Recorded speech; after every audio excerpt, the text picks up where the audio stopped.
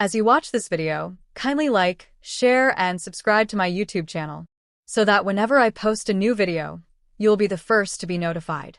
Lagos was a city of extremes, where towering skyscrapers cast long shadows over bustling street markets, and where the rich and the poor lived side by side, yet worlds apart. In the heart of this vibrant chaos stood Mr. Whale's mansion, a sprawling estate surrounded by high walls and guarded gates that seemed to whisper secrets of their own. To the ordinary people of the neighborhood, Mr. Whale was an enigma. He was a man of immense wealth, yet he never mingled with the community. He spoke little, but his actions spoke volumes, especially his lavish weekend feasts, which had become a tradition that everyone looked forward to. Once a month, the gates would swing open, and the poor of Lagos would pour in, eager to fill their stomachs with delicacies they could never afford. For years, Dami and her mother, like many others, attended these grand gatherings. The air would be thick with the aroma of jollof rice, suya sizzling on open grills, and the sweetness of puff-puff that melted in the mouth. Children ran around barefoot, their faces smeared with fried stew, while adults sat in groups, chatting and laughing as they devoured plates of food. But something always felt off to Dami. At 18, she was old enough to see things that others ignored. And one thing she noticed, time and time again, was how Mr. Whale never ate with them. Instead, he would stand at the top of his marble staircase, dressed in his pristine white kaftan, watching the crowd with an expression that never quite reached his eyes. "Mama," Dami whispered one day as they sat under the shade of a mango tree, their plates full of steaming rice and fried plantains. "Why doesn't Mr. Whale eat with us?" Her mother, a thin woman with tired eyes and calloused hands from years of washing clothes for rich families, barely looked up. She was too busy eating, savoring every bite. "Who cares, Dami? He feeds us. That's all that matters." But it's strange, isn't it? Why would someone spend so much money on food for people he doesn't even talk to? Her mother sighed and set down her spoon. "Dami, in this city, when you see free food, you take it and keep quiet. Life is hard. Don't waste your energy thinking about things that don't concern you." But it did concern Dami. It gnawed at her like an itch she couldn't scratch. She noticed things others didn't. The way Mr. Whale's eyes would dart around the room, how his security men were always on high alert, and how, once the last guest left, the gates slammed shut with a finality that sent shivers down her spine. And then there was the leftover food. Dami had seen rich people waste food before, but the way Mr. Whale handled leftovers was different. He would wait until the last person was gone, and then, instead of donating it or discarding it, the staff would gather everything and carry it upstairs to his private study. No one ever spoke of what happened after. Dami couldn't ignore it anymore. She had to know the truth. That night, as she and her mother walked back to their tiny apartment in Ajagunal, dodging potholes and street vendors, Dami made up her mind. "Mama, I want to know why Mr. Whale does this. There's something he's hiding." Her mother stopped walking and looked at her daughter with a mix of frustration and exhaustion. "Dami, leave it alone. We're poor. We take what we can get and move on. You think curiosity will fill your belly? No, my dear, it will only bring you trouble." But Dami wasn't convinced. "Maybe trouble is exactly what I need to find the truth," she whispered to herself. Over the next few weeks, Dami made it her mission to learn more about Mr. Whale. She tried sneaking around the mansion after the feasts, peeking through the windows, listening in on staff conversations, but she always came up empty-handed. His security was tight, and the mansion was like a fortress. One afternoon, she decided to take a bold step. She approached the mansion's towering gates and called out to the guard. "I want to work here," she said confidently.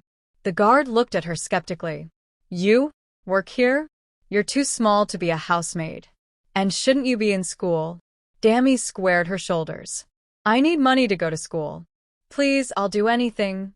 The guard laughed and waved her off, but Dami was persistent. She kept coming back, day after day, until finally, she was allowed to speak to the house manager. Even then, she faced rejection. "You're too young," the manager had said, shaking his head. "And Mr. Whale doesn't like new faces around." But Dami was determined. Please, sir. I'm hardworking, and I don't ask questions. The manager looked at her for a long moment before nodding slowly. Come tomorrow morning. If Mr. Whale agrees, you can stay. Dami's heart leaped. She had done it. She was finally getting inside. That night, as she lay on the thin mattress in their one-room apartment, staring at the ceiling, she whispered a silent prayer. Whatever Mr. Whale was hiding, she was going to find out. And when she did, she would make sure the whole world knew. Dami woke up before dawn, her heart pounding with excitement and fear. Today was the day she would step inside Mr. Whale's mysterious mansion, a place that had been the talk of the neighborhood for years. She dressed in the neatest outfit she owned, a faded blue dress and a pair of worn sandals, before tying her hair back tightly. Her mother sat on their small wooden stool, watching her with a mix of pride and worry. Are you sure about this, Dami? Her mother asked, chewing on a piece of dry bread. Rich people and their houses, they're not like us. What if something happens? Dami adjusted the scarf on her head and gave her mother a determined look. Mama, I have to do this. I need to know why he's been feeding us all these years without eating himself. Something isn't right. Her mother sighed. Just be careful. And don't ask too many questions. Curiosity is dangerous in this city. But for Dami, curiosity was the only way forward. When she arrived at the mansion gates, the guard who had once dismissed her now waved her in with a grunt. You're lucky Mr. Whale agreed to let you work, he muttered. Just stay out of trouble. The iron gates creaked open, revealing the grand compound in all its glory. It was unlike anything Dami had ever seen up close. Lush gardens with perfectly trimmed hedges, a fountain that sparkled under the morning sun, and the mansion itself, a towering white structure with massive columns and tinted windows that seemed to watch her every move.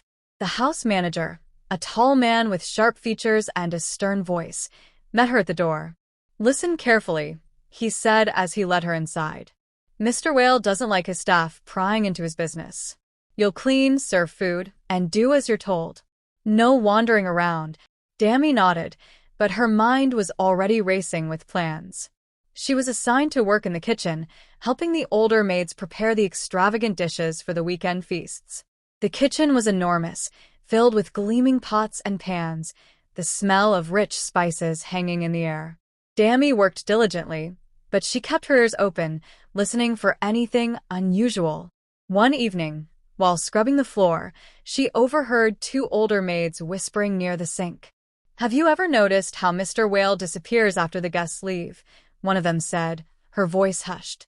He goes straight to his study with that wooden box of his. Dami's ears perked up. The wooden box. She had seen him carry it upstairs before, but no one ever knew what was inside. Sure, the other maid warned. It's not our place to ask questions. We get paid well, and that's all that matters. Dami frowned. Why was everyone so afraid to ask questions? That weekend, the mansion came to life as the gates opened once again for the poor of Lagos. Dami watched in fascination as people flooded in, their eyes lighting up at the sight of mountains of food. They ate and laughed, oblivious to the fact that their host never touched a single bite. Mr. Whale stood at his usual spot on the grand staircase, watching in silence. Dami couldn't take her eyes off him. His face was expressionless, but there was something unsettling in the way he observed the guests, as if he were calculating something. After the feast, when the last guest had left and the mansion fell silent, Dami hid behind the staircase and watched. As expected, Mr. Whale descended with the wooden box in his hands and disappeared into his study. Heart pounding, she tiptoed closer and pressed her ear against the door. Strange noises drifted from inside, low murmurs, the sound of paper rustling, and something else, a faint fluttering, like wings. Dami's stomach tightened. What could he possibly be hiding in there? Determined to uncover the truth, she made a bold decision. She would find a way into that study no matter what it took. The next morning, she approached the house manager with a plea. "Sir, I'd like to help with cleaning the upstairs rooms," she said innocently. "I can do more work if you let me." The manager eyed her suspiciously. "Upstairs is off limits to new staff." Dami quickly added, "I just want to earn more money, sir. I need to save for school." After a long pause, he sighed. Fine. But stay out of Mr. Whale's study. That room is private. Dami smiled politely, but inside, she was already planning her next move. As she cleaned the upstairs hallways, she carefully noted the layout. Mr. Whale's study was at the end of the hall, locked with a heavy door. Every time she passed by, she could feel a strange energy radiating from behind it. One afternoon, while dusting near the door, she noticed something unusual, a thin line of white powder scattered along the base of the door frame. She knelt down, touching it lightly with her fingers. It felt gritty, like ground-up chalk, but had a faint, musky scent. "What kind of powder is this?" she whispered to herself.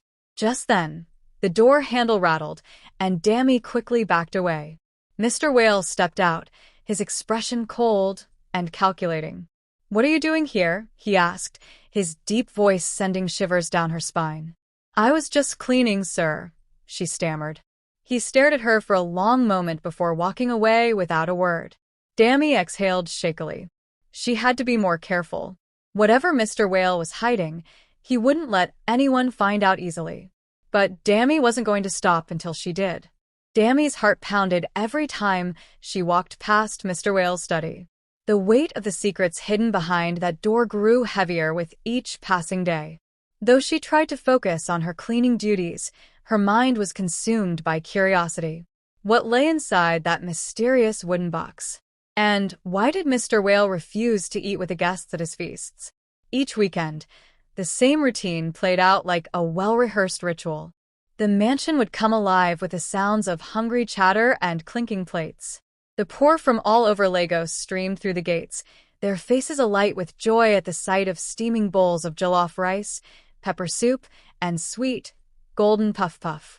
Laughter filled the air as they ate to their heart's content. And there he was, Mr. Whale, standing on the grand staircase in his usual crisp white kaftan, his piercing gaze scanning the crowd. His lips never curved into a smile, nor did his eyes betray any emotion. Dami often wondered what he was thinking as he watched people devour his generosity. But once the last guest had left and the plates were cleared, the air in the mansion would shift. The lights would dim, and silence would settle like a thick blanket. That was when Mr. Whale would appear, descending the stairs slowly, his hands carefully clutching the wooden box. Dami would hide in the shadows, holding her breath as he disappeared into his study. Each time, the door would lock behind him with a soft click. And then the noises would begin. The first time she pressed her ear against the door, she was startled by the fluttering sound. It was unlike anything she had heard before, soft and rhythmic, like the gentle beating of wings. Then came the odd scratching noises, as if something were clawing inside the room. Dami's curiosity deepened, but the mansion was guarded too tightly for her to explore further. Mr. Whale's security men were everywhere, and his trusted house manager, Mr. Bello, watched the staff like a hawk. Every time she tried to sneak around unnoticed, she felt his sharp eyes on her back. One evening, after another grand feast had concluded, Dami decided to take a bolder approach. She volunteered to help clean the study's corridor, carefully lingering outside the door longer than necessary. As she wiped the wooden panels, she whispered to herself, "I have to know what's inside." The sound of footsteps startled her, and she quickly straightened up. It was Mr. Bello. "What are you doing here?" he asked, his voice laced with suspicion. Dami forced a smile. "Just cleaning, sir." He narrowed his eyes but said nothing, walking away. Dami exhaled in relief, but knew she had to be more careful. Later that night, when the household was asleep, Dami tiptoed out of her small quarters and made her way upstairs. She pressed her ear to Mr. Whale's study door once more, straining to hear anything unusual. She nearly jumped when she heard a strange gurgling sound, followed by a soft, eerie cooing. Her pulse quickened. There was definitely something alive in that room, something unnatural. The next day, Dami befriended one of the older cooks, Auntie Funk, hoping to gather more information. "Auntie, you've worked here for a long time, right?" Dami asked innocently as they peeled yams in the kitchen. Auntie Funk nodded, wiping her hands on her apron. 10 years now. Have you ever seen inside Mr. Whale's study?" The older woman's eyes darkened, and she quickly shushed Dami. Hush, child. That room is not our business. But don't you think it's strange that he never eats with the guests? Dami pressed. Auntie Funk sighed, looking around to make sure no one else was listening. People say many things about rich men, Dami. But in this life, it's better not to know too much. Just do your work and stay out of trouble. Dami frowned but nodded, knowing that Auntie Funk wouldn't say more. Days passed, and Dami continued her silent observations. She noticed how Mr. Whale's behavior grew more anxious with each passing feast. He spent more time in his study and often spoke in hushed tones over the phone. Then came the night that changed everything. It was late, and most of the staff had retired to their quarters. Dami had stayed behind in the dining hall to clean up, but she heard a strange rustling sound coming from upstairs. Curious, she crept up the staircase, her bare feet silent on the marble floor. Peeking through the slightly open door of the study, she caught a glimpse of something that made her blood run cold. There, perched on Mr. Whale's desk, was the strangest creature she had ever seen, a bird-like being with shimmering, iridescent feathers that glowed faintly in the dim light. It had piercing, red eyes that blinked slowly as it pecked at the leftover food. As the bird ate, something extraordinary happened. From its beak, bundles of money began to fall onto the table, crisp naira notes stacking up neatly. Dami gasped silently, covering her mouth with her hands. She watched in stunned silence as Mr. Whale murmured incantations under his breath, his eyes fixated on the growing pile of wealth. The creature continued to eat, its feathers pulsing with energy. Dami's legs felt weak. This was it, the source of Mr. Whale's wealth. He wasn't a generous man. He was feeding the poor not out of kindness, but as part of some dark ritual. The food he served was no ordinary meal. It was part of a spell, and the people who ate it unknowingly contributed to his growing riches. Fear gripped her, but so did determination. I have to stop this, she whispered to herself. I have to tell someone. But who would believe her? If she went to the police without proof, they might laugh at her or, worse, Mr. Whale might find out and punish her. Dami knew she had to be careful. She had uncovered part of the mystery, but there was still more to learn. She needed to find a way to expose him and protect the innocent people who unknowingly fell into his trap every weekend. Steeling herself, she made a silent vow. She would uncover the whole truth, no matter what it took. Dami couldn't sleep that night. Every time she closed her eyes, the image of the strange bird vomiting money onto Mr. Whale's desk flashed in her mind. She lay awake in the tiny servant quarters, staring at the cracked ceiling, her heart pounding with a mix of fear and excitement. She had uncovered something dark, something dangerous. But now, what was she going to do about it? As dawn crept into the sky, Dami made up her mind. She needed to find proof. It wasn't enough to tell people what she saw. She had to show them. But the challenge remained. How could she get inside Mr. Whale's study without anyone noticing? The mansion was heavily guarded, and Mr. Whale himself was almost always around, keeping a close eye on his household. A stroke of luck arrived unexpectedly. At breakfast, the entire mansion was abuzz with news. Mr. Whale was traveling to Ogun State for 2 days to visit his family. The news sent a thrill through Dami's veins. This was her chance. She spent the entire day preparing, watching the movement of the staff and security, memorizing their routines.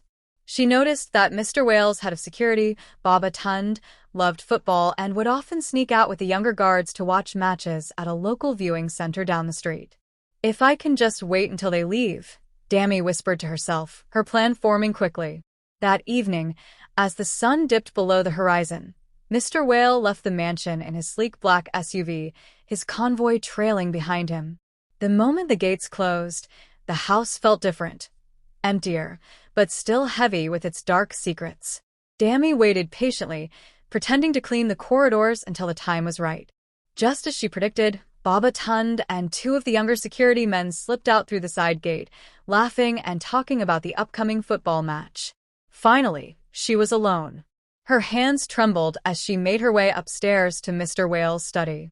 The grand hallway was eerily silent, and every creak of the wooden floor beneath her feet made her wince. She reached the heavy oak door and tried the handle, locked, as expected. Reaching into the pocket of her apron, she pulled out a small hammer she had taken from the kitchen earlier. With a deep breath, she tapped gently at the lock, trying to break it without making too much noise. Her heart pounded with each soft strike. After a few tense minutes, the lock finally gave way with a faint click. Dami pushed the door open, stepping inside cautiously. The room was just as she imagined, elegant, yet unsettling. Dark wooden furniture lined the walls, shelves stacked with old books and peculiar objects. In the center of the room, on the grand mahogany desk, sat the infamous wooden box. Her hands shook as she approached it. Up close, she could see strange carvings etched into the wood, symbols that looked ancient and mysterious. Carefully, she lifted the lid. The bird-like creature inside was even more terrifying up close. It had deep black feathers that shimmered in the dim light, and its red eyes glowed as if sensing her presence. The creature made a low, guttural noise, and to Dami's horror, it opened its beak and vomited a pile of crisp Naira notes onto the desk. She gasped, stepping back. This is witchcraft," she whispered in shock. Tearing her eyes away from the creature, Dami searched the room for more clues. In one of the drawers, she found a small leather pouch filled with a fine white powder, the same powder she had once seen outside the study door. Another drawer contained stacks of documents written in strange handwriting, alongside photographs of past feasts. Dami quickly stuffed a few of the papers into her apron pocket. "This will be enough to show Mama and the police," she thought. Just as she turned to leave, she heard footsteps echoing in the hallway. Panic surged through her. Had the guards returned? Thinking quickly, she doused the lamp on the desk and slipped behind a heavy curtain. Holding her breath, she watched as the study door creaked open. A familiar figure stepped inside, Baba Tund. He scanned the room suspiciously before mumbling to himself, "I could have sworn I heard something." After a tense moment, he shrugged and left, locking the door behind him. Dami waited several long minutes before creeping out of her hiding place. She hurried to the window and carefully climbed down the trellis outside, landing quietly in the garden. Once she was safely outside the mansion gates, she broke into a run, her heart racing. She had done it. She had proof. When she reached their small apartment, she burst inside, breathless. "Mama! Mama!" Her mother, startled, looked up from where she was cooking. "Dami, what is it?" "Mama, I know why Mr. Whale is so rich," she said, pulling out the papers and showing her mother. "It's not just his business. It's something evil. He's been using us, using our hunger, to grow his wealth." Her mother's eyes widened as she looked at the strange documents. "Dami, what have you done?" "We have to go to the police," Dami said firmly. "People need to know the truth." Her mother hesitated, but saw the determination in her daughter's eyes. "All right, let's go." Together, they rushed to the nearest police station. At first, the officers were skeptical, but when Dami produced the documents and described what she had seen, their expressions grew serious.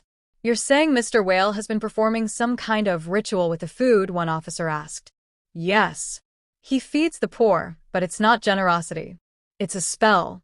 The food he gives them is enchanted. When they eat it, his riches multiply," Dami explained breathlessly.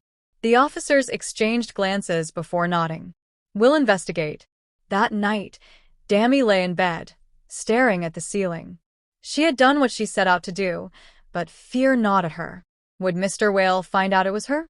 Would the police believe her story enough to act? Her thoughts were interrupted by a sudden knock on the door. Dami and her mother exchanged a worried glance. The knock came again, louder this time. Had Mr. Whale discovered what she had done? Dami's heart pounded as the knocking on the door grew more insistent. She glanced at her mother, whose face was pale with fear. "Who could it be at this hour?" her mother whispered. Swallowing hard, Dami crept to the door and peeked through the crack. Relief flooded her when she saw it was one of the police officers from earlier, Inspector Ade, standing with a stern expression. She quickly unlatched the door. "You must come with us," Inspector Ade said in a low voice. We've been watching Mr. Whale's mansion since you left, and something isn't right. Dami nodded, grabbing her mother's hand as they hurried out into the cool night air. The streets of Lagos were quieter than usual, with only the distant hum of traffic in the background. When they arrived at the police station, Dami was surprised to see several officers gathered, reviewing the documents she had brought. "We need you to take us inside," the inspector said, fixing his sharp gaze on Dami. "We need more proof before we can take him down." Dami hesitated. The thought of going back into that house, of facing that terrifying bird again, sent shivers down her spine. But she had come too far to turn back now. "I'll do it," she said firmly. The next day, under the guise of returning to work, Dami walked through the mansion gates with a carefully composed face. The guards didn't suspect a thing as she slipped inside, the police watching from a discreet distance. Inside, everything felt normal, but Dami knew better. Mr. Whale had returned from his trip, and she could hear him speaking on the phone in his study. She needed to act fast.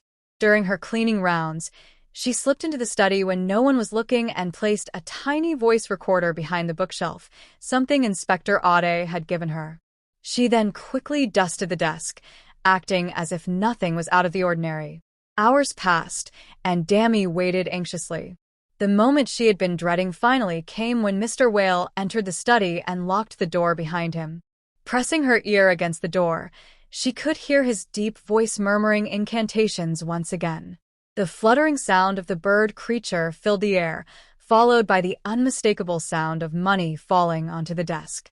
Suddenly, she heard Mr. Whale laughing softly.